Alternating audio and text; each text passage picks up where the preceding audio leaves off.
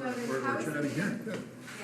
We'll just how to make sure that we have the most competitive market in the G7 by making sure that we reduce taxes, get rid of unnecessary regulatory burdens off the backs of companies, and compete.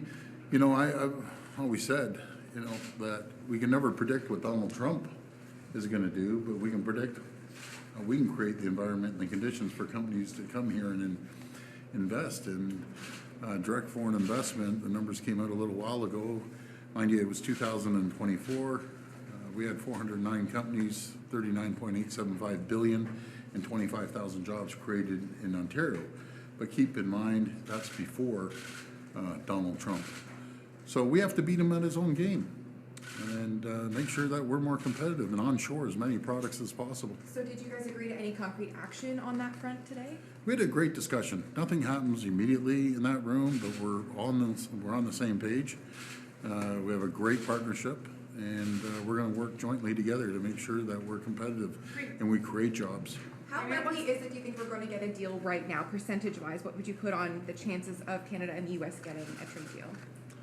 Well, the main one is the USMCA CUSMA deal. That's really the main one. But in the meantime, we have to hold firm, and we have to create the environment. For instance, the steel sector.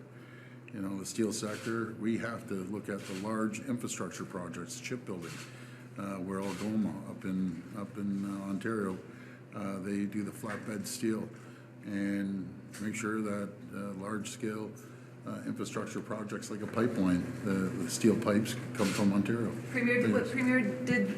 Was your sense from the Prime Minister now that Canada just has to accept that we're going to have tariffs from the United States until we renegotiate USMCA? Like, is there any movement on getting those removed? Well, I won't speak for the Prime Minister. What I can tell you, we're united on the message of let's start worrying about how we can be competitive here. Donald Trump is so unpredictable. I don't even know if he knows what he's doing tomorrow morning. So let's start focusing on creating that environment. But is there an acceptance? Is there an acceptance, I guess, from leaders that we'll just have the tariffs? Again, the Prime Minister will speak on that, but the President is unpredictable. He'll come out with some cockamamie thing tomorrow that we don't even know about. So right? do you think that Mark Carney is being too elbows down in response to that unpredictability? Not at all. He's doing an incredible job. He's working collaboratively with 12 other premiers and myself, and working as Team Canada. And he's doing a very, very good job, in my opinion. Put in his position, dealing with Donald Trump.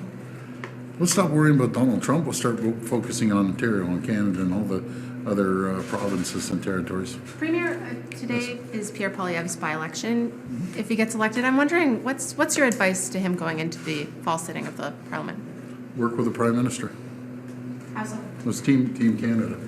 You know, let's put our political stripes aside and start working together collectively on large infrastructure projects, on other areas that he can cooperate with the government.